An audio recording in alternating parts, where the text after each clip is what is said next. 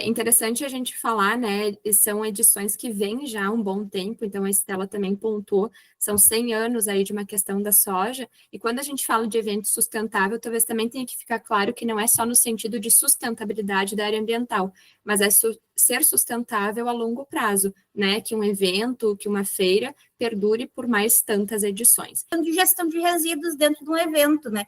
Pensando num evento que dura uma semana toda, onde gira mais de 250 mil pessoas, tem muita geração de resíduos, tem muitos processos dentro disso, que é necessário olhar, ter um cuidado e fazer essas melhorias. Um público de 270 mil pessoas, então é muita gente que participa, é um evento grandioso que trazer o tema da sustentabilidade, a gente fica muito feliz com isso, né? Esse diagnóstico, né, para entender ações que já estão sendo feitas, ele é muito importante, justamente para nos direcionar, né, para o que a gente precisa potencializar, o que a gente precisa mapear, o que vai virar um indicador, novas ações, né? Então vai direcionar ali todo um trabalho dessa jornada ESG. O ESG ele é muito amplo, ele envolve desde as ações de meio ambiente, envolve o pessoal da cooperativa, envolve o pessoal de comunicação, é muito bacana, a gente trazer oportunidades, ele evita riscos também, e aí a gente consegue ter resultados que são satisfatórios tanto para quem participa, tanto para os sócios, tanto para quem bota dinheiro, tanto para os patrocinadores. Existe também, a gente percebe toda uma preocupação de patrocinadores, existe auditorias para entender como é que são as práticas desses eventos. Esse tema, né, ODS, com ações, então dos 17 objetivos, 16 objetivos, a gente identificou que a feira estava apresentando, né, para a sua comunidade aí, em diversas ações. Em 10 dias de feira, de todo o resíduo que foi gerado na feira, né, porque aí a gente tem a questão da alimentação e outros, né, mas 10 toneladas de resíduos recicláveis que foram destinados corretamente através de uma ação, né, de resíduos. A Feira Soja trouxe, assim, como uma grande notícia nacional e que realmente, de fato, levou o nome da feira para, né, através da RBS, Rede Globo, Rede Record, esse tema, né, ODS, com ações, então dos 17 objetivos, 16 objetivos, a gente identificou que a feira estava apresentando, né, para a sua comunidade aí, em diversas ações. E aí a gente, de todos eles, a gente vai trazer ao longo, assim, mas eu vou trazer o que não foi atendido, que eu acho que fica mais fácil do que falar, né, dos 16, mas o que não foi atendido dentro dos 17 foi o objetivo de número 14, que ele fala especificamente, então, aí, com relação a ações da vida marinha e pela localização geográfica, né, nós temos uma distância considerável aí, né, do mar, então ainda não se tem alguma ação nesse sentido, mas já se tem planejamento, e aí essa é a ideia toda do evento também, né, mapear, entender, medir, depois a gente vai falar um pouquinho sobre isso, e de que forma a gente melhora ou cria outras ações a partir do que já foi identificado. Né, já trabalham com cooperativas ao longo dos anos, então agora a gente está acompanhando um pouco mais de perto, justamente, né, para ver esse impacto que tem, né, no social também. Outro ponto muito positivo, né, quando se fala de um evento de música, é o bem-estar, né, dos participantes, né, desses planetários, dessas pessoas que estão, né, nesses eventos que normalmente, né, o Planeta Atlântico acontece no auge do verão, né, então ali ilhas de hidratação, né, água gratuita sendo oferecida, locais de descanso, né, porque é um evento que tem muitas horas de música, né, então pensar no bem-estar dos participantes, na questão de segurança, a gente também acompanhou muito essa questão, entrando um pouquinho no G, na governança, né, que é um pouquinho mais, não é tão visível, né, mas a questão de reuniões, transparência com os órgãos fiscalizadores, né, então é um evento que tem muita transparência, muito contato, muitas reuniões com os órgãos fiscalizadores. O que você acha que é o maior desafio hoje ao implementar práticas ESG em um evento? Certamente a comunicação. A comunicação no sentido de que, quando a gente começa... O ESG é relativamente novo, né, pessoal? Ele é uma sigla relativamente nova, apesar de que as práticas, elas não são. Então, quando a gente traz a sigla e a gente começa a trabalhar o ESG, muitas vezes as pessoas já fazem, os times já são acostumados a trabalhar, só que agora a gente precisa botar isso dentro de uma organização maior, dentro de um plano de ação, para conseguir monitorar e medir. E aí começa aquela questão de, mas eu sempre fiz assim, por que agora eu tenho que fazer assado?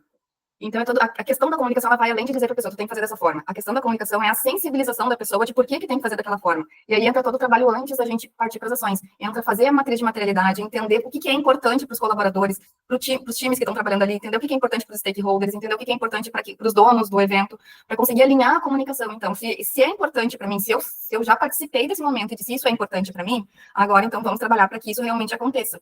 E aí a comunicação entra desde a sensibilização até o como fazer de forma correta e como coletar os dados. Mas você trouxe 2 tópicos, um deles que foi o plano de ação e a coleta de dados, porque também, às vezes, a falha na captação desses dados e como eu comunico o resultado que eu tive. Por quê? Porque muitas vezes o ESG, por mais novo que ele esteja, né, como é que eu comunico isso, que às vezes, como é que eu vou medir, por exemplo, um espaço de acessibilidade, perto de um evento de 80 mil pessoas versus a quantidade de pessoas que usou o espaço, como é que eu meço isso? Então, eu gostaria da Fábio começar a comentar rapidamente quais as principais métricas e ferramentas que vocês utilizaram no evento para dar um retorno, por exemplo, a gente utilizou um plano de ação, ok, mas qual é o indicador dentro deste plano de ação? Como é que vocês mediram os resultados do ESG? A gente trabalhou desde a aplicação de formulários, a questão do plano de ação e também a conversa com as pessoas, né? Eu acho que um ponto muito positivo que a gente teve da edição do ano passado foi essa possibilidade de conversar com as pessoas, né?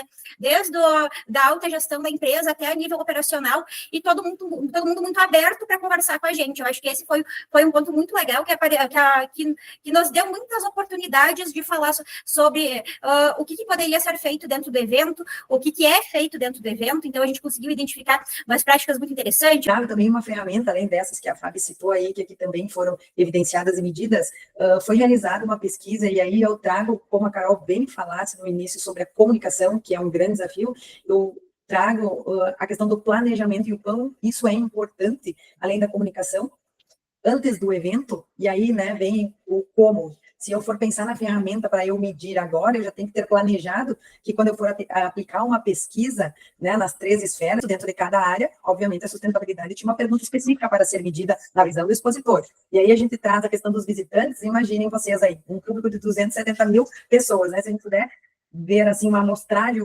como o povo enxerga, né, como as pessoas que vêm até a feira enxergam tudo aquilo que o evento se propõe a fazer, será que é percebido de fato, né? Qual é a visão do expositor com relação a isso? E aí, dentro disso, a gente planeja também, anteriormente, né, o passo antes, perguntas de sustentabilidade aí para enriquecer essas métricas e depois pensar no plano de ação também. Né? Quando vocês comentam isso, a gente consegue entender que o ESG, ele é visto como um processo de melhoria contínua, né? De nada adianta você fazer uma ação hoje e não ter o indicador ou não colocar como uma meta para a próxima edição. E também de entender, né, se o resultado não foi aquele esperado, o porquê, porque não ter um resultado, às vezes, também é ter um resultado nesse sentido.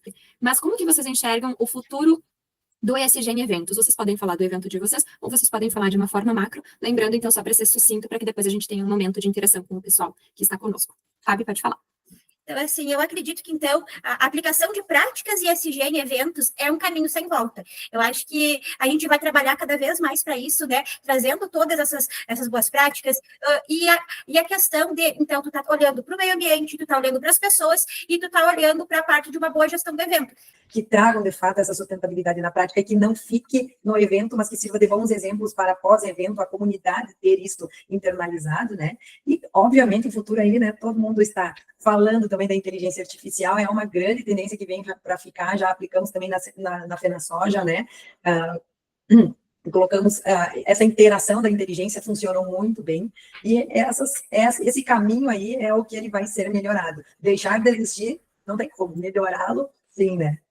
Para que o evento deixe o seu legado, né? Eu acho que o evento ele vem para trazer um legado não só para o público, mas para todos os envolvidos, né? E como vocês falaram, também é uma construção de um ano antes. Então, acaba um evento, se inicia um outro. E esse trabalho contínuo, ele é muito importante para a gente conseguir realmente construir de forma, né, segura, com dados, com todo mundo entendendo esse processo. Então, com certeza é um caminho que graças a Deus, não tem volta e vem para ficar.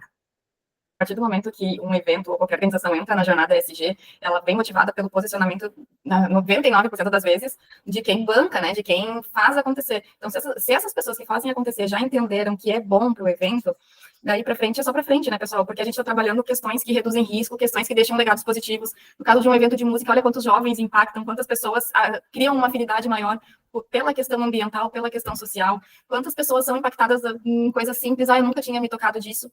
E a questão também traz retorno financeiro, e por que não dizer, as pessoas às vezes falam de ESG só naquela questão de cuidar do meio ambiente e fazer bem para o social, mas tem retorno financeiro visível, tem toda uma organização que o ESG traz para dentro do evento. É até importante a gente reforçar, né, que a gente vai de grandes a pequenos eventos, porque tudo a gente consegue adaptar conforme o tipo de negócio, onde que a empresa, o evento quer chegar. E quando a gente está falando, por exemplo, do próprio Connect Meet, a gente também contribui para os ODSs. Então, a gente está falando do ODS 4, que é a educação de qualidade, quando a gente proporciona essas trocas, né, quando a gente tem a interação com outras pessoas. A gente também fala das parcerias e meios estratégicos para que isso de fato aconteça, porque a gente entende que a gente precisa dos outros, que a gente entende que isso é a construção de um legado. Então, é importante reforçar que tudo aquilo que a gente vem fazendo tem tem um impacto. Agora a gente só precisa pensar se esse impacto vai ser positivo e para quem é esse impacto. Então, acho que a nossa conversa foi muito, muito enriquecedora.